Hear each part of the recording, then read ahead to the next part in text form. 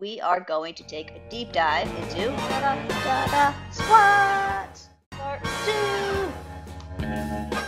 So if you remember in the last video, Alana, who by the way still has not moved, she's still holding this bottom of the squat position, but she showed you guys how if the quads are weak, they will call on the adductors for some help, pushing yourself back up from this position, and that causes the knee to go inward. So for this video, Alana, can you just turn to the side for me? Great, thank you.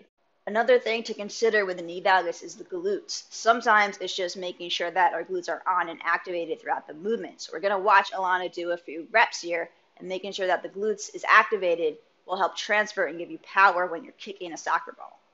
And yes, I know there's a lot more to that, but for now I'm just going to have Alana place her hand on her lower back here. You can see it's arched a little bit, but wait, did you see that? I'm going to reverse really quickly, and now let's slow it down.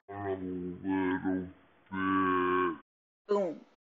Alright, going back to real time, I'm going to do a few more reps and just watch my lower back. Watch me tuck my pelvis underneath. Yep, right there. All I'm doing to get that little pelvic tilt there, I'm just squeezing my butt, squeezing my glutes. So at the top of my squat, squeeze my glutes and take a big breath. Breathing is a good way to keep the core engaged, and a lot of people tend to forget to breathe throughout their entire squat. So we're going to take a minute or so here, and we're going to go lie down and learn how to breathe. Kaya here. I'm going to help you breathe in through the nose. Take a big breath. See where you feel it. Do your shoulders elevate? Does your stomach expand? Right now, I don't want your shoulders elevating. I want your belly expanding.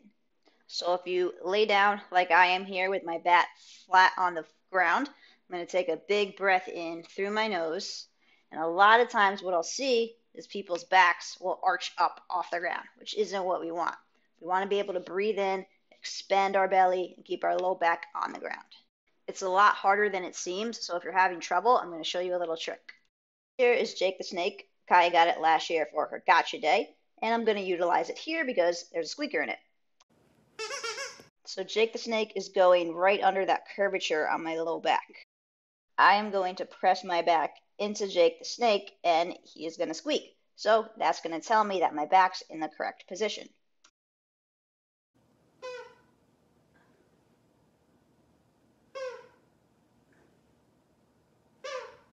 Alright, so when I was doing this, I was just having fun, but if you're doing this for real, make sure your hips and your shoulders stay on the ground. And if you didn't get your dog, Jake the Snake, for his or her gotcha day, you could just use your hand. So just stick your hand under that curvature of your low back, and press your back onto your hand as hard as you can. If your hand squeaks though, you should probably see a doctor.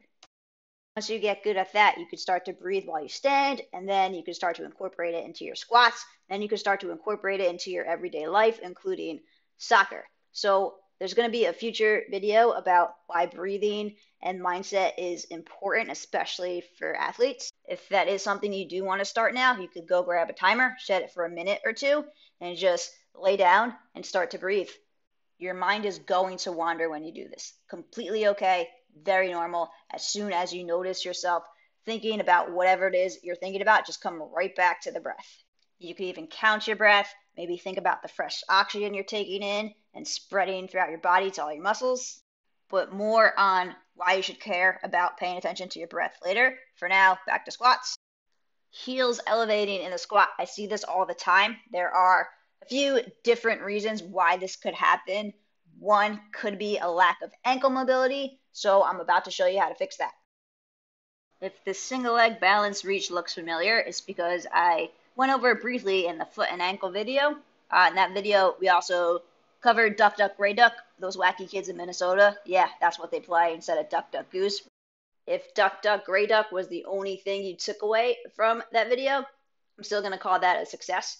But the single leg balance reach, really good to help with ankle mobility. So if your heels do come up in a squat, this is a great way to work on that range of motion. It also helps the knee tracking to minimize valgus. That video also had a few other stretches and exercises you could do for ankle mobility, and I'm just going to show you one more here. Another thing to do if your heels come up in the squat is to take some books. I'm a big Stephen King fan, however, The Shining was a little too thick for this, So just get some books, a stack of magazines, just something to elevate your heels up a little bit when you squat. So this is going to allow you to still get full range of motion while working on your ankle mobility. It's not a permanent fix, so I do recommend going back to that foot and ankle video just to get some stretches and exercises to help work on ankle mobility. That is it for squats part 2. Stay tuned to find out what's next.